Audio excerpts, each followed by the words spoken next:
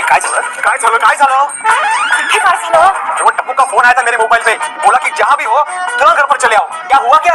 Hello uncle, Tappu वो दादाजी को गायत्री मंत्र वाली रिंगटोन चाहिए थी। क्या रिंगटोन? हाँ। ये पकड़ जरा। एक रिंगटोन के लिए तुमने मुझे इस तरह भागते हुए बुलाया? बड़ा हरामी हो बेटा। अरे मुझे लगा कहीं आग लग गई है।